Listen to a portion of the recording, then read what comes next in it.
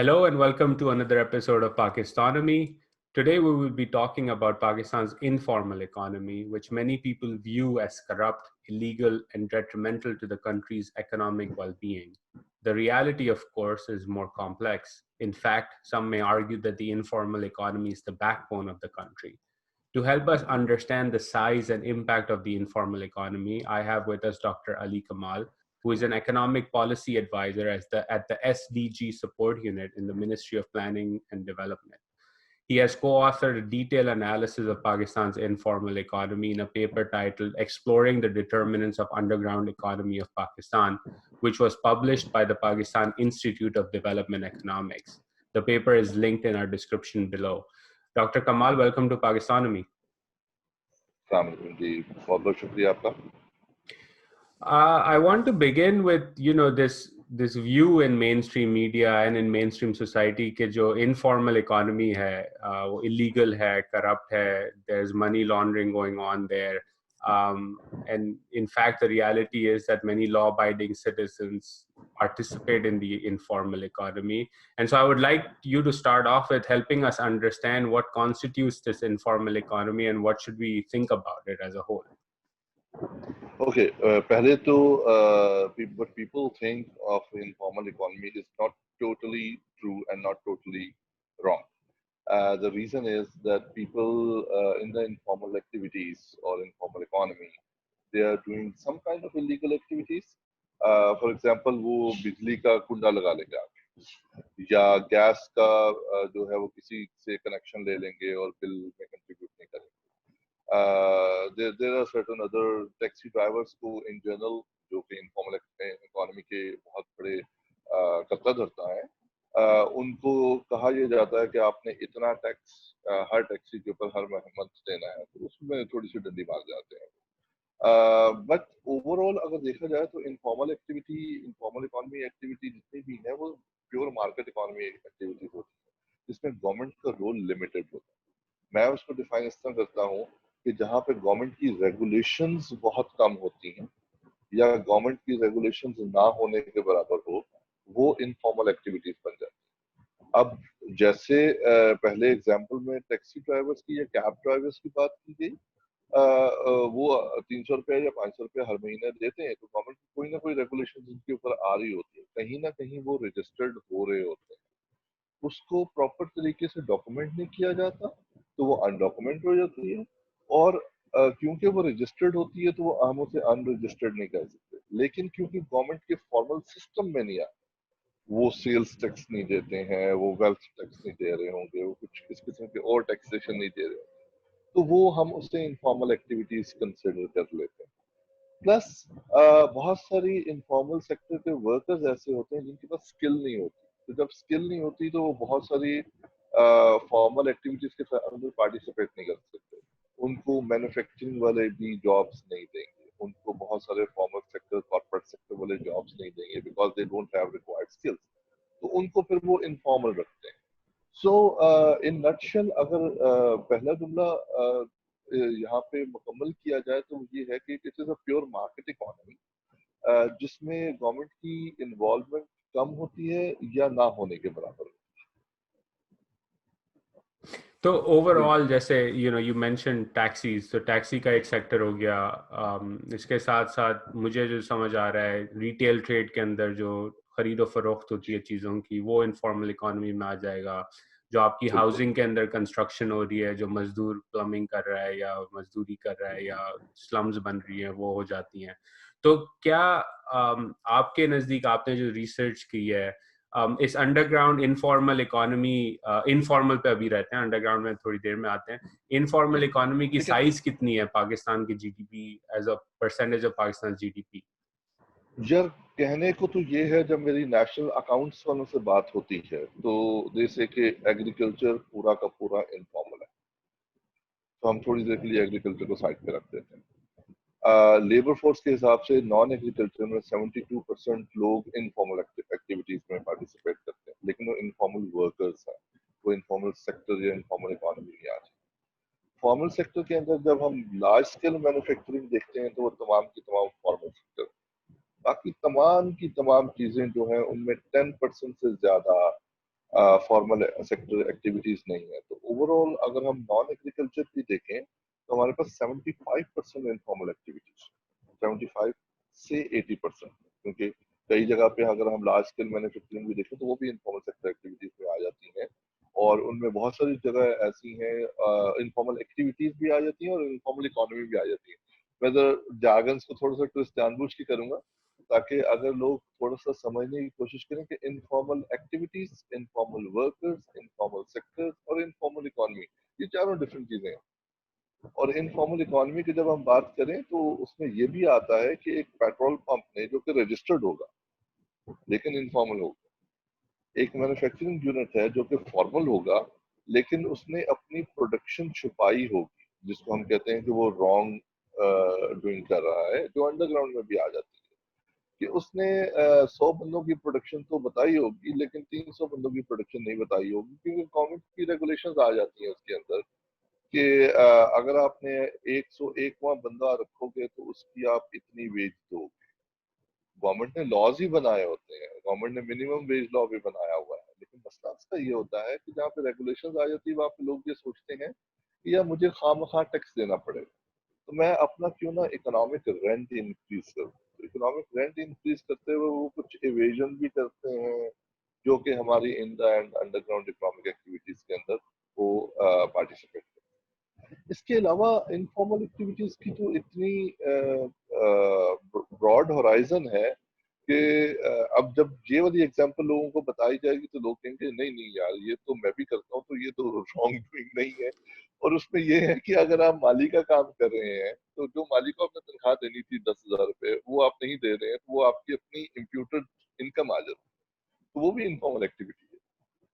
तो वो अगर इनफॉर्मल एक्टिविटी को अगर हम गिने जो कि हम अपनी एस्टिमेशन में तो लेकर आते हैं, लेकिन उसको हम कह नहीं सकते हैं कि ये माली वाली है और ये रॉन्ग डूइंग वाली है। उसमें तो एक हमारे पास चंक आता है कि जी इतने बिलियंस ऑफ रुपीस जो है वो इनफॉर्मल एक्टिविटीज के अंदर, इकोनॉमिक एक्टिविटीज इकोनॉमी, तो उसमें हम ये डिफरेंशिएट नहीं कर सकते हैं दोनों चीजों को। But this is a fact कि बहुत सारी एक्टिविटीज जो हम घर पे खुद से कर लेते हैं, जो कि हम कहीं मार्केट में अगर हो तो कहीं से करवाएंगे और उनको पैसे देंगे, तो वो अगर हम नहीं देते तो वो इनफॉर्मल एक्टिविटीज में आ। तो माली का एग्जांपल काफ़ी अच्छा है क्योंकि उसके अंदर फिर एक और एस्पेक्ट आ जाता है। आपने मिनिमम वेज की बात की, तो आप अगर 10,000 रुपये अपने माली को दे रहे हैं तो टेक्निकली लीगल है, लेकिन फिर अगर वो माली 3-4 जगहों पे काम कर रहा है और 3-4 जगहों से तनख्वाह ले रहा है तो वो तो मिनिमम वेज से ज़्यादा ही पैसे उसको मिल रहे होंगे, वन वुड जी एक्सपेक्ट। बिल्कुल। तो वो और फिर और इनफॉर्मल के एक अंदर ही आ जाएगा। और एक मजे की बात ये है कि है तो इनफॉर्मली आता है, 17,500 रुपये इस वक्त मंथली है। अगर वो 8 घंटे किसी के साथ टिक के काम करता है, जहां तक माली की बात होगी, माली इज अ स्किल्ड वर्कर और वो सेमी स्किल्ड भी नहीं है। जो हम 17,500 है वो भी स्किल्ड वर्कर की ही वेज होती है, लेकिन वो मिनिमम वेज होती है, वो हम सेमी स्किल्ड को दे देते हैं। जब भी हमारे कोई मेसन काम करता है पाकिस्तान के अंदर, तो हम, मेरी इन जनरल आदत है कि मैं उससे पूछता हूँ कि अपने जो हेल्पर है तुम उसको कितना दे रहे हैं। तो इस्लामाबाद में इन जनरल वो दे रहा होता है और वो 22 डेज पे डिवाइड करते हैं 17,500, तो उस हिसाब से ठीक दे रहा होता है। बाकी शहरों में क्या है, हालात वो इतने अच्छे नहीं है। कराची लाहौर में फिर भी कहीं ना कहीं क्लोज टू मिनिमम वेज दे रहे होते हैं लोग, but otherwise close to minimum wage भी नहीं कोई देता।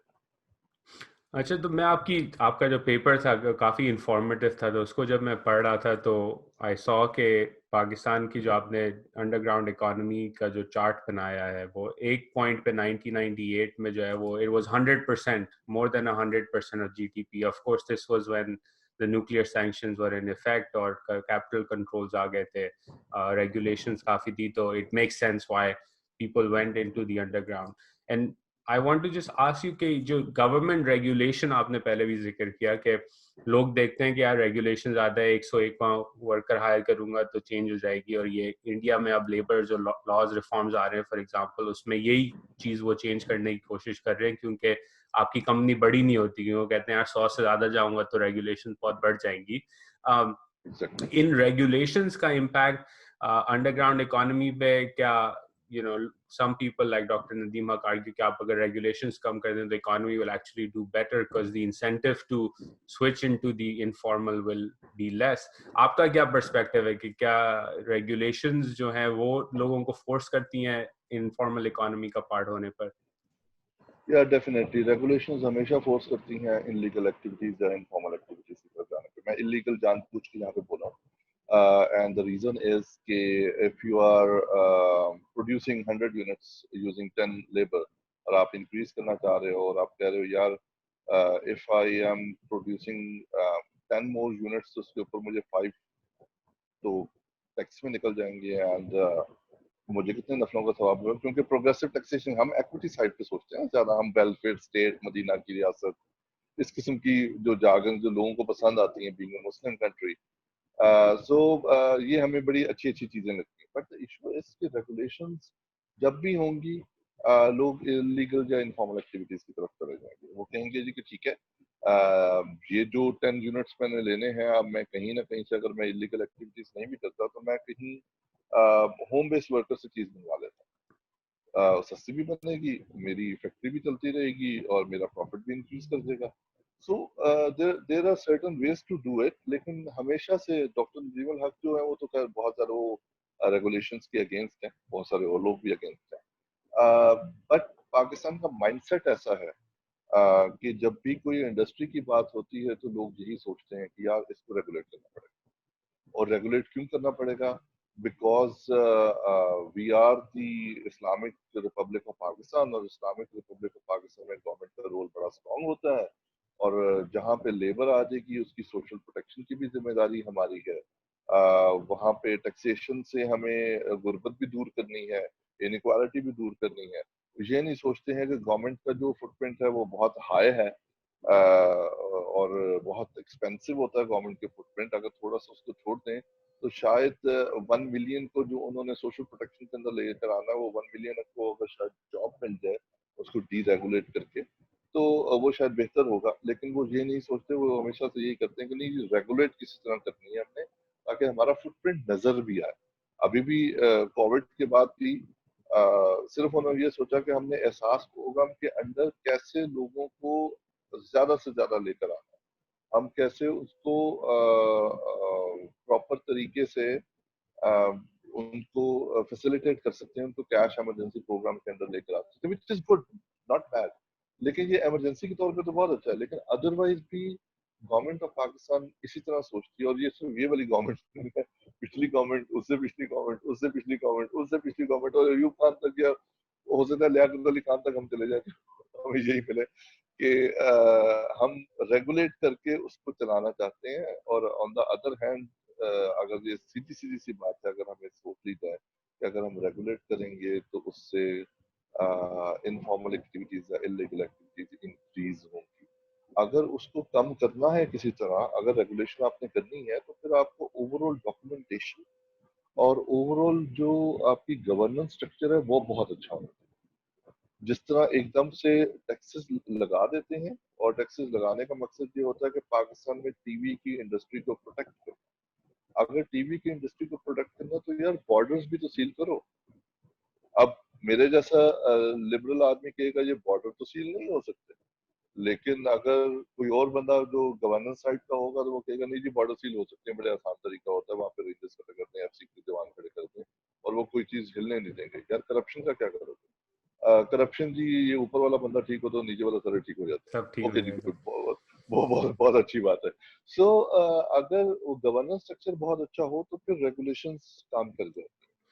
اگر گورننس اسٹرکچر اچھا نہ ہو تو پھر ریگولیشنز کام نہیں کرتی ہیں, آپ کی انلیگل اور انفارمل ایکٹیویٹیز زیادہ ہوتی ہیں. نہیں, بارڈر کا آپ نے ایک اچھا پوائنٹ دیا, بیکاز ٹویٹر پہ پچھلے دنوں ڈیبیٹ چل رہی تھی. آئی تھنک ڈاکٹر کیسر بنگالی نے کہا کہ کووڈ کے بعد پاکستان کو امپورٹ سبسٹیٹیوشن کی طرف جانا چاہیے, اور میرا اس پہ اوپینین تھا کہ ریسپیکٹفلی ڈس ایگری کہ آپ امپورٹ سبسٹیٹیوشن کیسے کریں گے. آپ ریگولیشن لگائیں گے امپورٹ کے لیے, اس سے جیسے آپ کی ریسرچ کے اندر بھی پیپر کے اندر لکھا ہوا ہے کہ جب آپ امپورٹ ڈیوٹیز کسٹم ڈیوٹیز لگاتے ہیں تو اس کے ساتھ ساتھ جو ہے incentive to smuggle, incentive to corruption, بڑھ جاتا ہے. آپ کے جو کھیپی ہیں وہ تھائی لینڈ سے آ جائیں گے, دبئی سے وہی مال لے کے آ جائیں گے, یا کسٹمز والے رشوت لے کے اس کو جانے دیں گے. تو آپ نے تو اس کو انفارمل اکانومی میں ڈال دیا, اور پھر جو ریگولیٹڈ ڈومیسٹک سیکٹر ہے وہ کمپیٹ نہیں کر سکے گا, کیونکہ اب تو وہ بغیر ٹیکس دیے ہی اندر آ رہے ہیں سسٹم کے اندر. And then you also have over regulated sectors like the auto industry. تو اس کے اندر بھی مسئلہ آ جاتا ہے کہ آپ اس کو کمپیٹ نہیں کرنے دے رہے, تو وہ انسینٹیو نہیں ہے انوویٹ کرنے کا, بہتر کرنے کا. اور اس کے ساتھ ساتھ جو ہے وہ آپ کے جو جابس کا پوائنٹ کافی اچھا تھا کہ پی آئی اے اور اسٹیل ملز, ابھی ہمارے یہاں ڈبیٹ ہی چل رہی ہے پاکستان میں اس وقت ابھی تک کہ جی ہر گورنمنٹ آتی ہے اور کہتی ہے ہم نوکریاں دیں گے, ان چیزوں میں بھرتی کریں گے لوگوں کو, تو اب وہ جو ایس او ایز ہیں وہ پھنسی ہوئی ہیں, ان کو کیسے ریفارم کیا جائے نہیں پتا. تو انٹرسٹنگ پوائنٹ ہے. آپ نے ڈاکیومنٹیشن کی بات کی. ڈاکیومنٹیشن کے اندر جیسے جب ایف پی آر میں شبر زیدی صاحب آئے تھے, انہوں نے کافی کوشش کی ریٹیل سیکٹر میں ڈاکیومنٹیشن کرنے کی, اور وہ again I think incentive to cooperate نہیں تھا, اور ٹریڈرز نے اپنی کارو آؤٹ کر دیا اسپیس ایونچولی. آپ کیسے دیکھتے ہیں یہ کنٹینیوس آئی ایم ایف کا بھی پریشر ہوتا ہے, باقی اداروں کا بھی پریشر ہوتا ہے کہ ڈاکیومنٹ کریں, تو آپ کا کیا پرسپیکٹو ہے someone who's researched this economy really well? Documentation is a very good thing, but the issue is کہ ڈاکومنٹیشن کے لیے دو پرابلم ہمیں فیس کرنے پڑ رہے ہیں. ایک ہے کوآرڈینیشن کا. شروع میں ایک ہم لوگ جب ڈسکشن کر رہے تھے تو ایک بات نکلی تھی کہ there are certain things which are registered, کیپس بھی ہیں تو رجسٹرڈ ہیں, wholesale and retail trade ہے, دے آر رجسٹرڈ. مزے کی بات یہ ہے کہ جو ایک ٹانگا ہوتا ہے گاؤں میں یا چھوٹے شہروں میں, وہ بھی رجسٹرڈ ہوتا ہے. آپ اگر آپ کراچی سے ہیں اور کراچی میں آپ لوگوں نے دیکھا ہوگا کہ رکشے پہ یا ٹانگے پہ, اگر ٹانگے ابھی بھی چل رہے ہیں وہاں پہ, تو اسلام آباد میں ایسا ہم نے دیکھے نہیں ہوتے, ہم لاہور جا کے یا نارول جا کے دیکھتے ہیں. سو وہ ٹانگے پہ بھی وہ ایک پلیٹ سی لگی ہوتی ہے جس اس کا رجسٹریشن نمبر لگا ہوتا ہے. اسی طرح سائیکلس ہے جو رجسٹرڈ نہیں ہوتی. جو کارٹ ایک ہوتا ہے جس پہ وہ دہی والے بیچ رہا ہوتا ہے یا تربوز بیچ رہا ہوتا ہے ٹھنڈا کر کے, اس کے اوپر بھی کارٹ کے اوپر ایک پلیٹ لگی ہوتی ہے. ایون دو یہ اسلام آباد میں شاہین کے بعد جو کون والا بیٹھا ہوتا ہے وہ بھی سی ڈی اے سے رجسٹرڈ ہوتا ہے. سو ایک coming back to the point, یہ جتنے رجسٹرڈ ہوئے ہیں یہ ڈاکومنٹ ہے آپ کا.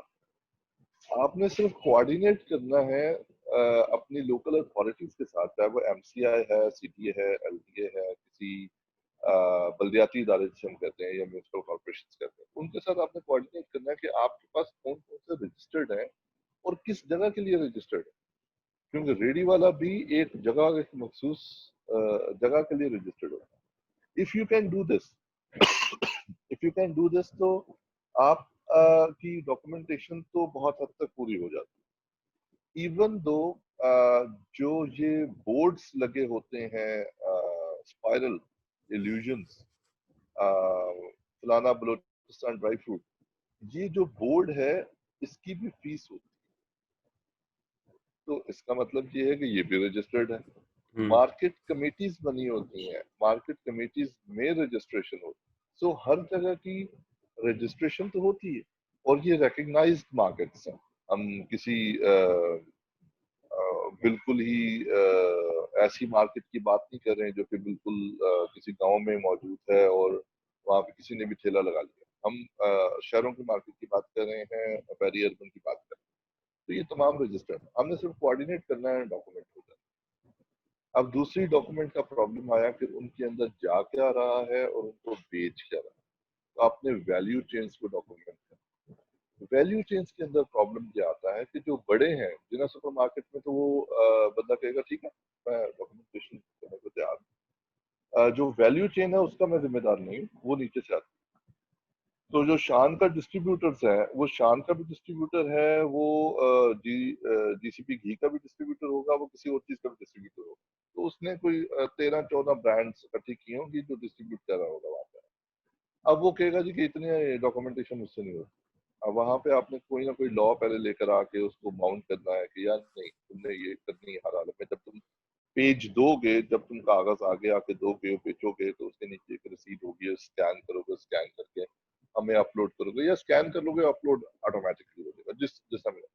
وہاں پہ کام کرنے کی ضرورت ہے. وہاں پہ پرابلم یہ آ رہا ہے جو نیچے سے ہوم بیسڈ ورکرز ہیں یا جو اپ اسٹریم انڈسٹری ہے ہماری, وہ اتنی انفارمل ہے کہ ان کو ڈاکومنٹیشن کا پہلی بات آئیڈیا نہیں ہے, اور ان کو ایک فیئر ہے ڈاکومنٹیشن, کیونکہ گورنمنٹ نے اپنی پچھلے 70 سالوں میں کہہ لیں یا جتنے سال بھی ہو گئے ہیں, ایک فیئر کریٹ کیا گیا ہے کہ ہم تم لوگوں کو چھوڑیں گے نہیں, تم لوگ سارے چور ہو, بزنس والے سارے چور ہوتے ہیں, بزنس والے جو ہیں وہ بہت کماتے ہیں, ان کے پاس فلانی گاڑی بھی ہوتی ہے, کیونکہ ہمارا جو کمپیریزن آتا ہے وہ 60% ان لوگوں سے آتا ہے جو کہ پور کلاس میں کیٹیگرائز کرتے ہیں. اس وقت ولنریبل کلاس جو پاکستان کی ہے وہ 50-55% کے قریب ہے.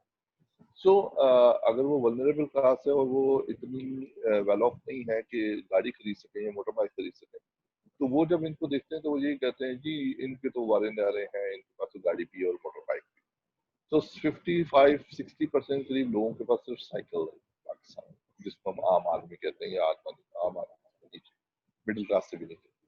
سو ایک جو میجر پرابلم ہے وہ یہی پرابلم ہے کہ ان لوگوں کو یہی ڈر ہوتا ہے کہ کل کو ہمیں یہ ٹیکس لگائیں گے, کل کو ہمیں یہ تنگ کریں گے, اور ہماری جو ہے جو آلریڈی انکم اسٹریم آ رہی ہے اس کو بھی یہ پرابلمٹک کرنے کی کوشش کریں گے, ہم پہ کوئی نہ کوئی ریگولیشن لگائیں گے ان جارگنز اگر ہم بات کریں. تو وہاں پہ یہ پرابلم آ رہی ہے. پہلی تو کوآرڈینیشن کا ایشو, اور دوسرا پرابلم جو ہے وہ فیئر آف کیچنگ ہے, یا فیئر آف کنوکٹنگ ہے, ایویں کہ ہمیں یہ کنوکٹ کرنے کی کوشش کریں گے کسی نہ کسی چیز میں, جو کہ ایک غلط ریپوٹیشن کی بیس پہ ہوا. So these are the two problem which جو ڈاکومنٹیشن کے اندر ہم فیس کر رہے ہیں. تو ایک طرح سے ٹرسٹ ڈیفیسٹ ہے, عام سوشل کانٹریکٹ جو ہے وہ بروکن ہے, کہ لوگ ٹرسٹ نہیں کرتے کہ جی گورنمنٹ یہ ریگولیٹ کرے گی تو it's not actually for my benefit, میرے اچھے کے لیے نہیں ہو رہا, اور مجھے اس سے سروسز ملیں نہ ملیں پتہ نہیں, لیکن تنگ تو ضرور کریں گے. تو I'd rather be part of the informal economy. That's interesting. ایک اور جو ہے مین اسٹریم پرسپیکٹو ٹیلی ویژن چینل پہ تو چلتا ہی رہتا ہے, پالیٹیشینز بھی اس کو ہوا دیتے ہیں every once in a while, کہ جو انفارمل اکانومی کا پارٹ ہے وہ ٹیکس چور ہے, وہ ٹیکس نہیں دیتا اور پھر وہ منی لانڈرنگ کر کے ملک کی دولت لوٹ کے باہر لے جاتے ہیں. کیا یہ درست ہے کہنا کہ جو انفارمل اکانومی کے پارٹ ہیں لوگ عام عوام زیادہ تر ہی پارٹ ہے, جیسے آپ نے ڈسکرائب کیا, کہ وہ ٹیکس چوری کرتے ہیں اور ٹیکس بھی نہیں دیتے؟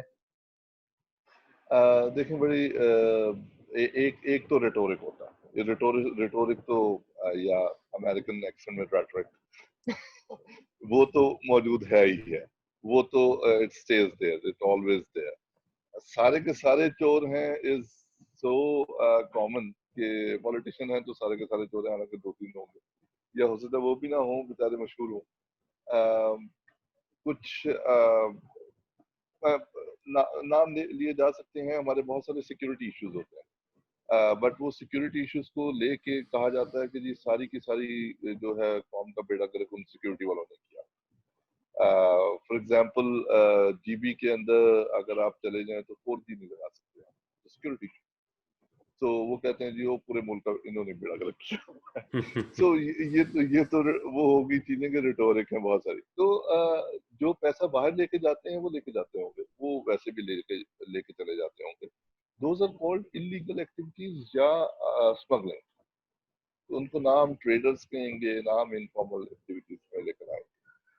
وہ ہو رہی ہیں, وہ گورننس کے ایشوز ہیں, وہ ہوتی رہیں گی جب تک ہم اپنا گورننس اسٹرکچر ٹھیک نہیں کرتے. جب تک اندر بیٹھے لوگ جو مل بیٹھ کے یہ حرکتیں نہیں کریں گے, ایس آر اوز ایشو ہوتے رہیں گے, تب تک یہ ہوتے رہے گی. اس کو ہم رینٹ سیکنگ کے طور پہ بھی لے کے جا سکتے ہیں, اس کو ہم ایس آر اوز کے اندر بھی لے کے جا سکتے ہیں. بہت مشہور اگزامپل ہوئی ہے ابھی آن لائن جو ہے, ہم اس کا نام نہیں لیتے لوگوں کا. گورنمنٹ میں بیٹھے 2 کنٹینرز منگوا لیے اور ایس آر ایشو کروا لیے کہ جی 35% ڈیوٹی ہے اور پاکستان کو اشد ضرورت ہے اس چیز کی. تو اب اسی دوران اگر دیکھا جائے تو جس کو ہم مارکیٹ اکانومی کہتے ہیں, اگر میں نے 2 کنٹینرز منگوائے ہیں 35% ڈیوٹی پہ اور وہ 35% ڈیوٹی پہ ایسا روز ختم کروا کے منگوا لیتا ہے, تو اس میں میرا قصور نہیں, اس کا قصور. تو coming back to the point جو آپ کا تھا کہ جی یہ سارے کے سارے پیسے باہر لے کے چلے جاتے ہیں, ٹوٹلی رانگ ہے. ہاں ٹیکس نہیں دیتے, بڑی اچھی اسٹڈی تھی 92 کی انفارمل اکانومی کے اوپر، انفارمل سیکٹر ایکٹیویٹیز کے اوپر. آئی تھنک 1996 میں پبلش ہوئی تھی، پائٹ کی ویب سائٹ پہ ہی موجود تھی، informal sector style and facts. جب آپ پڑھو گے تو اس کو دیکھ لو گے وہ کس کی ہیں، وہ میں ابھی کچھ بھی بتا رہا. بٹ اس میں پورے پاکستان کی جتنی انفارمل ایکٹیویٹیز تھی اس کا ایک سروے کیا گیا تھا. It was a big study, Friedrich Ebert Stiftung نے اس کو فائنانس کی تھی، پائٹ نے کی تھی. اور اس میں بتایا گیا تھا کہ جو یہ لوگ ہیں یہ انکم ٹیکس پے کرتے ہیں، سیلز ٹیکس پے نہیں کرتے، کیونکہ سیلز ٹیکس کئی چیزوں پہ امپلیمنٹ نہیں ہوا ہوتا، اور کئی چیزیں یہ کیونکہ ہول سیل مارکیٹ سے خرید کے لے کر آ جاتے ہیں، تو کیونکہ ان کی جو فیکٹری سے نکلتی ہے چیزیں وہ سپوز 50% ڈاکومنٹ ہوتی ہے اور 50% نہیں ہوتی، تو وہ 50% کے اوپر جو سیلز ٹیکس ہے وہ اگر اس مارکیٹ میں آ جاتا ہے تو اس کے اوپر سیلز ٹیکس پے نہیں ہوتا، حالانکہ وہ عوام سے لیا جا رہا ہے. اگر آپ سوپ اس مارکیٹ میں خرید رہے ہیں تو اگر کسی برانڈ نے اپنی ایکسٹرا پروڈکشن کر کے اس مارکیٹ میں پھینک دیا سوپ، یا کسی گھر کے اندر وہ سوپ بن کے مارکیٹ میں آ گیا ہے، تو اس کے اوپر سیلز ٹیکس نہیں پے ہوگا، جو کہ گورنمنٹ کا رائٹ ہے کہ اگر آپ سیل کر رہے ہیں تو اس کے اوپر سیلز ٹیکس دینا ہے، لیکن وہ پے نہیں ہو رہا، تو وہ سیلز ٹیکس پے نہیں ہوتا. بٹ کیا وہ انکم ٹیکس پے نہیں کر، اگر اس کی ایک انکم لیول سے اوپر ہے تو he is bound to file a return. اگر وہ ریٹرن فائل کر رہا ہے تو اس کو سیلز ٹیکس پے ہوگا، تو وہ انکم ٹیکس وہ پے کر رہا ہے. سیکنڈ، اگر اس کی اچھی خاصی کوئی زمین ہے تو وہ ویلتھ ٹیکس بھی پے کر رہا ہوگا. اگر اس کا گھر ہے اسلام آباد کے اندر تو وہ پراپرٹی ٹیکس بھی پے کر رہا ہوگا. سو کچھ ٹیکسز وہ پے کر رہا ہے، کچھ ٹیکسز وہ پے نہیں کر رہا. اور اس وقت حفیظ پاشا صاحب نے 97 یا 98 میں سٹارٹ کیا تھا، اور اس کے بعد وہ بم بن چکا ہے بہت بڑا، اور اسحاق ڈار کا وہ فیورٹ تھا، وہ ہے withholding tax. Withholding tax تو شاید پاکستان کا کوئی ہی بندہ ہو جو نہ دے رہا ہو. شاید میں کسی نے موبائل رجسٹر کروانا ہے، موبائل خریدنا ہے، موبائل کے اندر وہ کارڈ ڈلوانا ہے، پری پیڈ کا بل پے کرنا ہے، کسی قسم کے بھی بینکنگ ٹرانزیکشن میں تمہاری 18-20% سے زیادہ بینک اکاؤنٹ نہیں ہے. لیکن آپ فیملیز کے اوپر، ہاؤس ہولڈ کے اوپر آ جائیں تو شاید ہی کوئی ہاؤس ہولڈ ہو، یا ہم کہہ سکتے ہیں وہ 24.3%، 50 ملین جو بنتے ہیں پاورٹی لائن کے نیچے لوگ، وہ شاید ٹیکس پے نہ کریں، ادروائز وہ بھی ٹیکس پے کریں. اور اس تو کے اندر وہ ایک ٹیکسز وتھ ہولڈنگ کا انٹرسٹنگ پوائنٹ ہے کہ اگر آپ ایک رکشے والے کو بھی دیکھ لیں، وہ ٹیکس، سیلز ٹیکس شاید نہ دے رہا ہو جو خرید و فروخت کرتا ہو یا انفارمل اکانومی کا پارٹ ہو، لیکن وہ جب اپنے رکشے میں سی این جی ڈلواتا ہے یا پیٹرول ڈلواتا ہے یا وہ اپنے فون لوڈ کرواتا ہے تو وہ بھی ٹیکس ہی دے رہا ہے اس کے اوپر. ٹیکس ہی دے رہا ہے، اور وہ پیٹرول ڈلوا رہا ہے تو اس کے اوپر بھی سیلز ٹیکس دے رہا ہے، کہیں نہ کہیں سے وہ ٹیکس دے رہا ہے. اس کی جو انکم ہے، جو پیسہ اسے مل رہا ہے، اس میں سے ٹیکسیشن کی اگر ہم نکالیں تو منیمم بھی 4 سے 5% نکلے گی. اور ہم یہ کہتے ہیں کہ جی پروگریسو ٹیکسیشن ہونی چاہیے، وہ بالکل ایک الگ بحث ہو جائے گی. لیکن پروگریسو ٹیکسیشن شاید ہو رہی ہو کہ جو بہت لوور طبقے والا ہے وہ بھی 4-5% ٹیکس دے رہا ہو، اور جو ہائر طبقے والا ہے وہ شاید 25 سے 30% ٹیکس دے رہا ہو، ایک ڈپینڈنگ اور آن چیز ایک اور چیز آپ کے پیپر میں انٹرسٹنگ تھی، جو مجھے انٹرسٹنگ لگی، وہ تھا کہ انفارمل اکانومی کی سائز اور پھر اس کے اندر انفلیشن کی جو مس کیلکولیشنز ہوتی ہیں اس کا امپیکٹ کیا. آپ فارمل اکانومی کی انفلیشن تو میجر کر لیتے ہیں، انفارمل کی اتنی اچھی طرح سے نہیں ہوتی، اور وہ ایک پالیسی جو ہے وہ افیکٹ کرتی ہے. اور پاکستان میں مہنگائی اور اس کے ساتھ ساتھ جو بیلنس آف پیمنٹس کرائسس ہے وہ دونوں ساتھ چلتے ہیں، کافی بڑا پرابلم ہوتا ہے. اور انفارمل اکانومی آپ کے پیپر میں تھا کہ اس کو دیکھنا چاہیے، دیکھنے کی ضرورت ہے، کیونکہ وہ ایک طرح سے ایمبیگوٹی کریٹ کر دیتی ہے پالیسی جو امپلیمنٹ ہو رہی ہے. تو انفلیشن کا ذرا بتائیں، انفلیشن اور انفارمل اکانومی کا کیا لنک ہے اور ہم کیا مس کر جاتے ہیں جب ہم آفیشیل انفلیشن اسٹیٹسٹکس دیکھتے ہیں. دیکھیں جو فارمل اکانومی ہے، اگر اس کے اندر کوئی ریگولیشن لگ رہی ہیں تو آٹومیٹکلی پرائس وہ انکریز کر دیتے ہیں. تو اس میں لیکن لیٹلی میں نے اس میں پیپر کے اندر ہر دفعہ میں یہ آرگومنٹ ڈالتا ہوں اور کچھ کرنے کی کوشش بھی کرتا ہوں، کہیں پہ کچھ نکل آتا ہے، کہیں پہ کچھ نہیں نکلتا. بٹ لیٹلی میں نے یہ دیکھا ہے پچھلے 3-4 سالوں میں کہ انفلیشن کا امپیکٹ انفارمل اکانومی کے اوپر انسگنیفیکنٹ آ رہا ہے. اور انسگنیفیکنٹ اس طرح آ رہا ہے کہ کبھی کبھی انفارمل ایکٹیویٹیز کے اندر بہت ساری پرائسز کی ویریشن بہت زیادہ ہو جاتی ہے. تو انفارمل اکانومی کے اندر پرائس کی ویریشن بہت زیادہ ہے. کبھی کبھی آپ سریا لینے جائیں تو اس کی پرائس جو ہے وہ بہت زیادہ اوپر چلی جاتی ہے, کبھی کبھی بہت زیادہ نیچے چلی جاتی ہے. فارمل سیکٹر کے اندر یہ چیز نہیں ہے. آپ نے اسٹیل گارڈر لینا ہے تو اس کی ایک پرائس چل رہی ہے اور ہر سال جو ہے وہ انفلیشن کے حساب سے ایڈجسٹ ہوتی جا رہی ہے. آپ برکس لینے جا رہے ہیں تو اس کی پرائس بڑی سیٹ ہوگی. تو انفارمل ایکٹیویٹیز کے اندر ویریشن انفلیشن میں بہت زیادہ ہے, لیکن جو انفلیشن کا امپیکٹ آتا ہے انفارمل ایکٹیویٹیز کے اوپر وہ دو طریقے سے آتا ہے.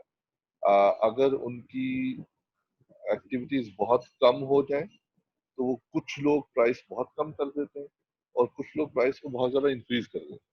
سو بیہیویئر کے حساب سے 3-4 سال سے میں نے اپنا شفٹ تھوڑا بیہیویئر والی سائڈ پہ کیا ہے. ابھی ایسر ڈفلو کو ملا نہیں تھا نوبل پرائز اس سے پہلے ہی. سو بینرجی اور ڈفلو کو اور تیسرے جو ان کے ساتھ تھے. سو وہ بیہیویئر اسی قسم کا ہے کہ آپ کی کچھ مارکیٹ کے اندر ویریشن بہت زیادہ ہو جاتی ہے اور کچھ مارکیٹ کے اندر ویریشن جو ہے وہ کم ہوتی ہے.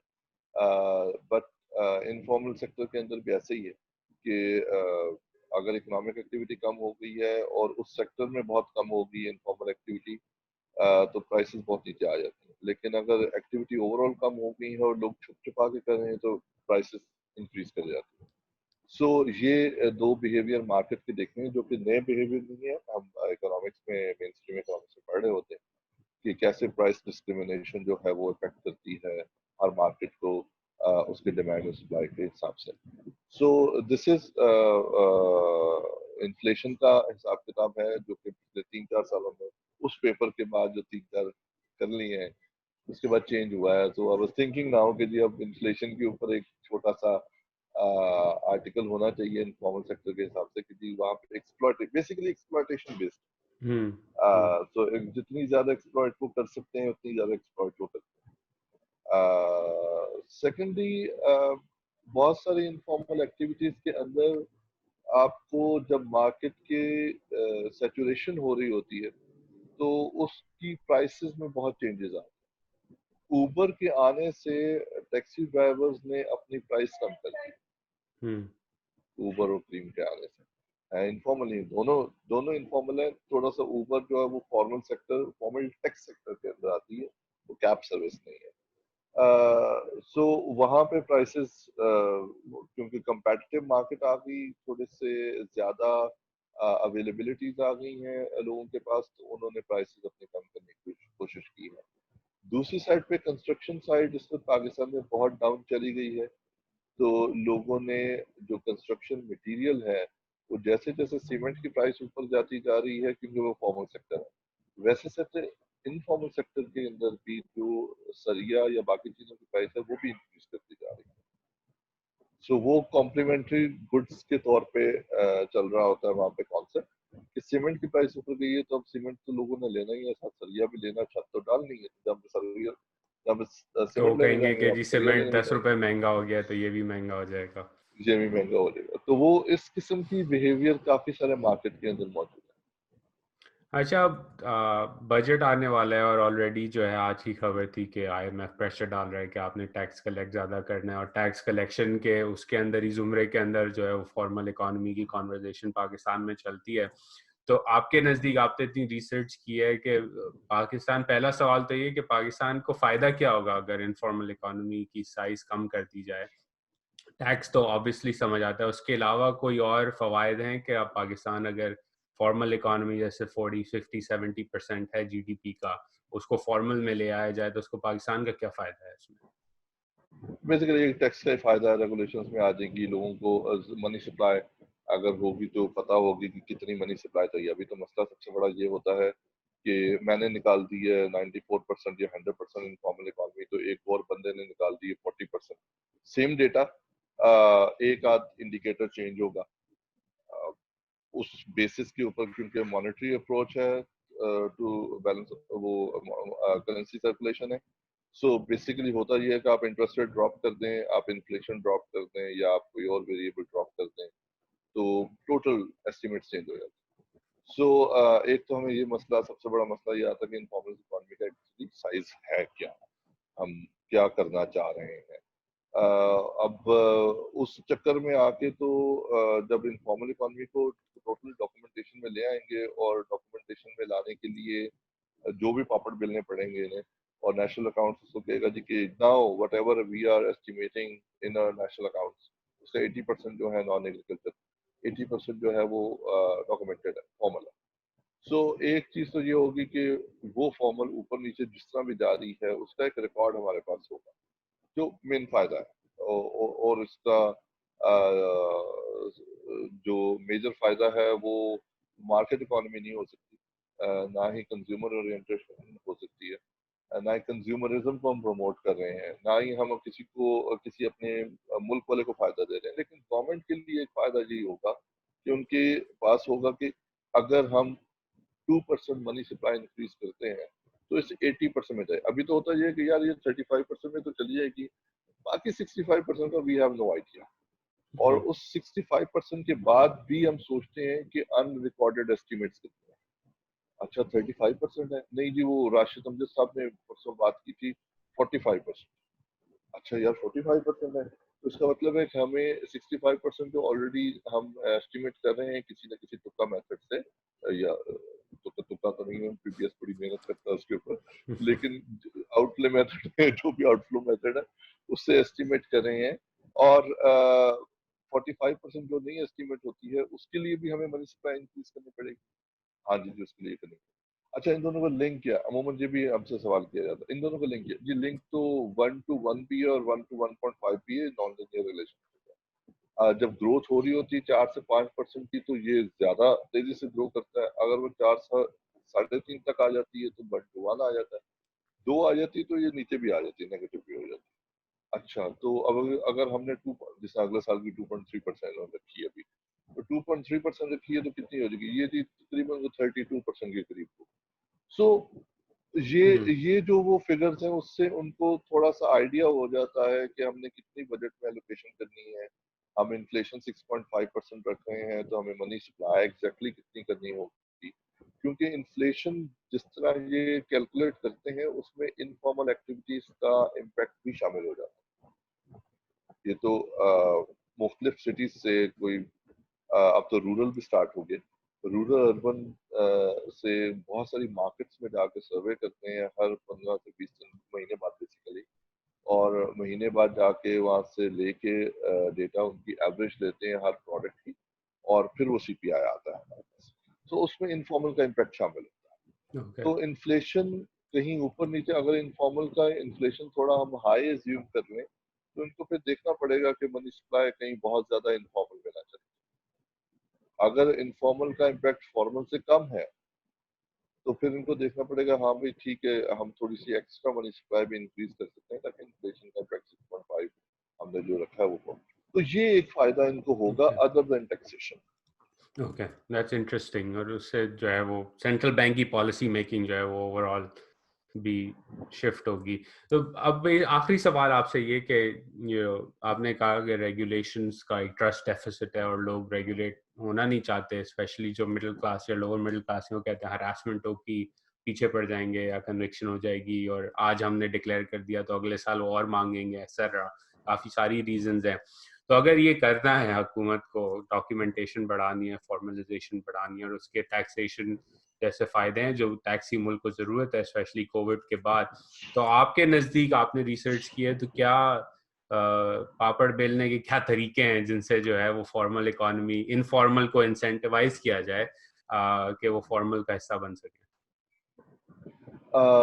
میں تو بالکل نہیں چاہوں گا کہ انفارمل کو انفارمل کیا جائے، بلکہ اگر اس کو کرنا ہی ہے کسی طرح تو ہم اپنی ریگولیشنز بہت کم کریں، اور اگر اس کو پھر کنٹریبیوٹ کروانا ہے کہ جی آپ فارمل میں آ جائیں، فارمل میں آنے کے بعد آپ کو صرف یہ ریسٹرکشن آپ کے اوپر ہوگی کہ آپ نے اپنے لیبر لاز کو اسٹرانگ کرنا ہے، لیبر کو سوشل پروٹیکشن دینی ہے، اگر ان کی انشورنس کروانی ہے تو انشورنس کروائیں، اگر ان کو ای او بی آئی کے تحت کچھ کرنا. ابھی تو مسئلہ یہ بھی ہے نا کہ ایک بندے سے میری بات ہو رہی تو وہ کہتا ہے یار میں 100 بندے رکھتا ہوں تو سوشل سیکورٹی والے بھی آ جاتے ہیں, ای او پی آئی والے بھی آ جاتے ہیں, فلانا بھی آ جاتا ہے, کچھ 6 ڈپارٹمنٹ میرے پاس آ جاتے ہیں کہ آپ نے اتنے سارے بندے رکھے ہوئے تو ان کی ہر ایک کے نام پتہ رجسٹر, ایک ڈپارٹمنٹ ہونا چاہیے. اس نے اگر انشورنس ان کی کرنی ہے, انہوں نے اس کا سوشل سیکیورٹی کرنا ہے یا کوئی اور چیز کرنی ہے تو وہاں پہ کرنا ہے. تو ایک تو ریگولیشنس کو ریشنلائز کریں, اگر میں صحیح طریقے سے ورڈ یوز کروں تو ریشنلائز کریں ریگولیشنس کو, ٹیکسیشن ریونیو سے تھوڑا سا ہٹ جائیں, لوگوں کو ہراس نہ کریں, اور لوگوں کے اندر ٹرسٹ ڈیفیسٹ جو ہے اس کو, ٹرسٹ ڈیفیسٹ آئے گا تو 10-15 سال میں ہی آئے گا, 1 سال کی تو بات نہیں ہے, آرام سے آئے گا. لوگ سمجھیں اوپر گے کہ والے ہاں لیڈر کی بات نہیں ہے, لیڈر سے زیادہ اوپر کام کی والے ضرورت ہے. ایگزیکٹلی کہ جی مجھے عبد القدوس صاحب ہیں تو پچھلے سال مجھے انہوں نے ہراس کیا تھا آگے کہ لاسٹ ایئر آپ نے 1 لاکھ روپے ٹیکس دیا تھا, اس دفعہ 25,000 روپے دیا, بھائی 75 بھی نکالو. سو اس قسم کی حرکت نہ ہو, آبجیکٹو آڈٹ ہو, آبجیکٹو طریقے سے ریٹرن فائل ہو کے ریٹرنس کا مطلب پورا کا پورا پروسیجر 10-15 سال میں بنا کے ان کو فارمل سسٹم کا پارٹ بھی بنائیں.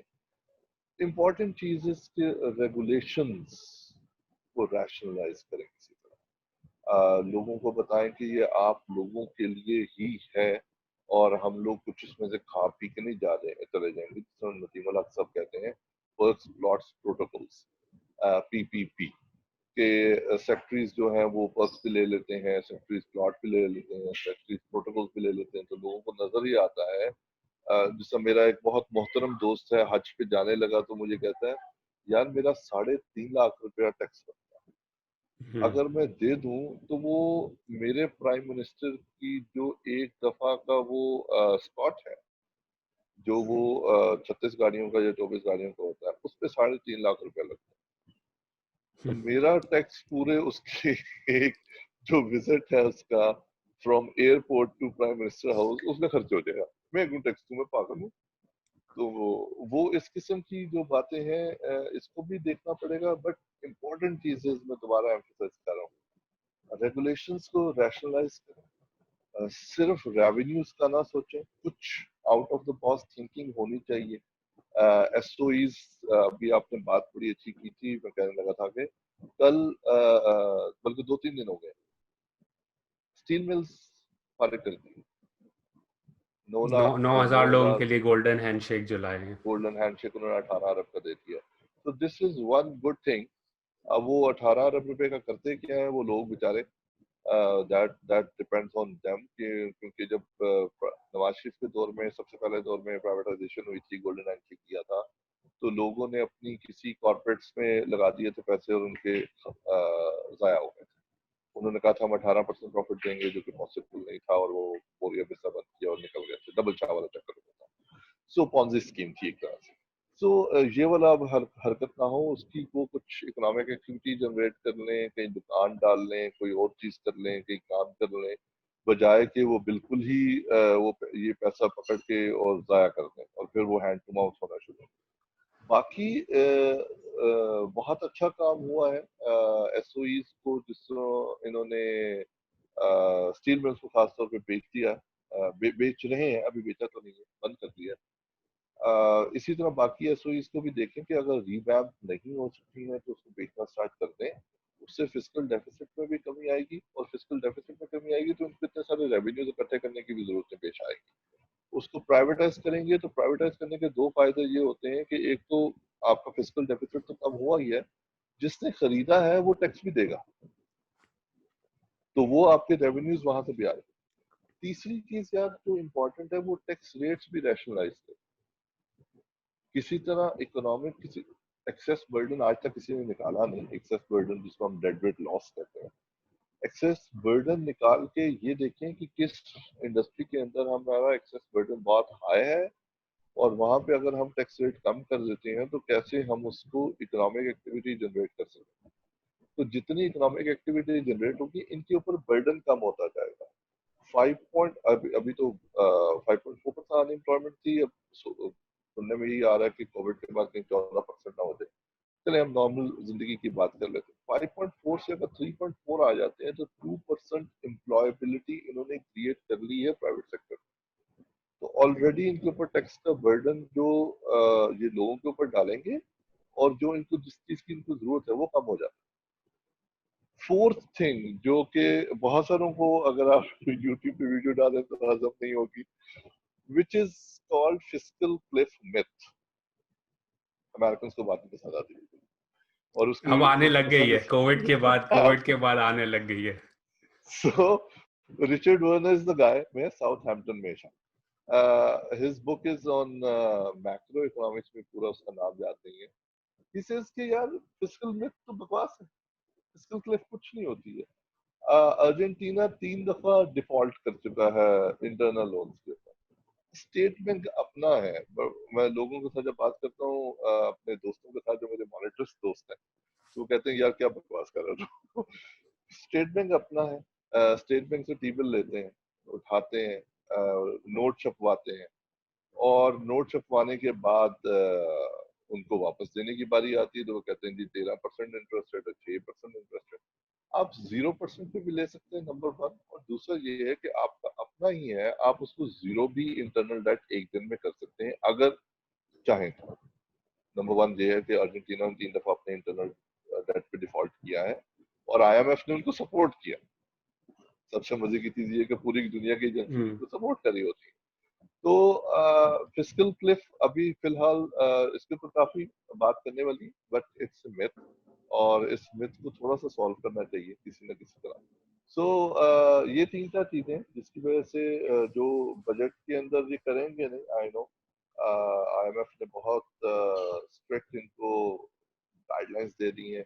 ابھی ان سے ٹیکس اکٹھا ہو نہیں رہا تھا، کووڈ نہ بھی ہوتا تو نہیں ہونا تھا ان سے اکٹھا. 5100 بلین کو دوبارہ ٹارگٹ دے دیا ہے. ہمارا ڈیٹ رول اوور جتنا ہم چاہتے تھے اتنا نہیں ہوا، ریسکیجول جتنا ہم چاہتے تھے اتنا ہوا نہیں ہے. سو لیٹ سی کیا کرتے ہیں. یہ 5100 کا مطلب یہ ہے کہ 500-600 بلین پھر اکٹھا نہیں ہوگا، پھر ہم 4500 بلین پہ آ جائیں گے، پھر ریوائز ہوگی کوئی نہ کوئی چیز، کیونکہ کووڈ تو جاری ہے. کووڈ تو اب اگلے 6 مہینے اسی طرح ہمارے انشاءاللہ تھوڑے کیسز میں کمی آ جائے گی، شاید اسی مہینے سے آنے شروع ہو جائے. لیکن کووڈ تو ایگزسٹ کرتا ہے، covid is going with us. نہیں، اس میں یہ آؤٹ نہیں آف دا کہہ سکتے. باکس تھنکنگ انٹرسٹنگ پوائنٹ ہے کہ میں بھی جیسے اسٹیل مل کا آپ نے ذکر کیا تو جب صبح خبر پڑ رہا تھا، کل بھی پڑھ رہا تھا کہ پتہ نہیں کتنے ہزار یا ایکڑ ان کی زمین ہے، تو میں ہی سوچا تھا بھائی وہ زمین انہوں نے لیز کرنی ہے تو کراچی میں ویسے ہی افورڈیبل ہاؤسنگ کا مسئلہ ہے، زمین کا مسئلہ ہے، تو آپ وہاں لوگوں کے لیے افورڈیبل ہاؤسنگ لیز کر کے بنا دیں تو ریونیو اکٹھا ہو جائے گا، لوگوں کے گھر بھی بن جائیں گے. ایک طریقہ ہے سوچنے کا کہ زمین کا کیا جائے. دوسرا یہ کہ آپ نے جیسے بجٹ کا کہا کہ اس کا جو بیل آؤٹ دیا جاتا ہے پی آئی اے کو یا اسٹیل مل کو ہر سال، وہ بچت ہو جائے گی، اس کا ایک امپیکٹ ہے. اور دوسرا 95-96% پاکستان کا جی ڈی پی جو ہے کنزمپشن ایکسپینڈیچر سے ڈرائیو ہوتا ہے. تو اب اگر آپ کا کووڈ ہو گیا ہے تو پرابیبلی آپ سیلز ٹیکس کو کم کر دیں یا آپ ان لوگوں کو انسینٹیوائز کریں کہ بھائی آپ اگر ڈیجیٹل ٹرانزیکشنز کرتے ہیں تو آپ ٹیکس نہ دیں یا آپ کو ریبیٹ زیادہ ملے گا. ایک طریقہ ہے سوچنے کے دنیا میں سوچے جا رہے ہیں کہ کس طرح انجن کو واپس چلایا جائے. لیکن اگر آپ وہی 5.1 ٹریلین 5.2 ٹریلین روپیز ٹیکسز کے اندر پھنس جائیں گے تو آئی ایگری وتھ یو کہ آپ آسٹیریٹی ڈریون، ہم نے گریس میں بھی دیکھا تھا 2008 کے بعد کہ اس کا امپیکٹ کیا ہوا تھا اور وہ کافی ڈیزاسٹرس تھا. اور پاکستان جیسے ملک میں جہاں ویسے ہی کیپیسٹی نہیں ہے اور ٹیکسز دینے کی، آپ ٹیکس لیڈ اپروچ نہیں، آپ نے گروتھ لیڈ اپروچ کے اوپر فوکس کرنا. I agree with you on that. لیکن دیکھتے ہیں کیا ہوتا ہے، کیونکہ لگ تو یہی رہا ہے جیسے ابھی آج کل ٹویٹر پہ چل رہا تھا کہ گورنمنٹ کہہ رہی ہے کہ تنخواہیں بڑھانی ہے انفلیشن کی وجہ سے، تو کافی لوگ کرٹیسائز کر رہے تھے. میں تھوڑا سوچ رہا تھا اس بارے میں اور میں نے یہی سوچا کہ اگین آپ کی اگر انفلیشن ہائی رہی ہے اور آپ کا 95% جو وہ ہے جی ڈی پی کنزمپشن ہے تو maybe it is a stimulus of sorts, right. اگر آپ لوگوں کی تنخواہیں بڑھا رہے ہیں اور ان کو کیش دے رہے ہیں تو اسپینڈ ہی کریں گے نا اس کو، ویسے ہی اسپینڈنگ میں ہی جائے گا تو اکانومی چلے گی. تو اگین وہ فسکل ڈیفیسٹ کا سوچ کے آپ اس پہ پھنس جائیں تو it's just going to be not be good for the economy overall. So let's see, hope I agree کہ آپ نے creative solutions کی طرف دیکھنا ہے. This is a new world and I think even America کے اندر fiscal deficit کے اوپر جو ہے وہ اب position shift ہو گئی ہے. I mean after all there is a Republican president who signed a $2 trillion stimulus package جو 12 سال پہلے جو کمپلین کرتے تھے کہ آپ نے اوباما نے اسٹیمولس دے دیا, انہوں نے ہی جو ہے وہ بغیر آرگیو کیے سائن کر دیا اس کے اوپر. تو the world is changing and I think we need out of the box solutions. So thank you very much for your time. کافی اچھی ڈسکشن ہوئی and again I think جو مین اسٹریم ویو ہے انفارمل اکانومی کا وہ تھوڑا challenge کرنا تھا, تو آپ نے اس میں help کی and your research is excellent. So thank you so much. You're welcome. خدا حافظ. بہت شکریہ.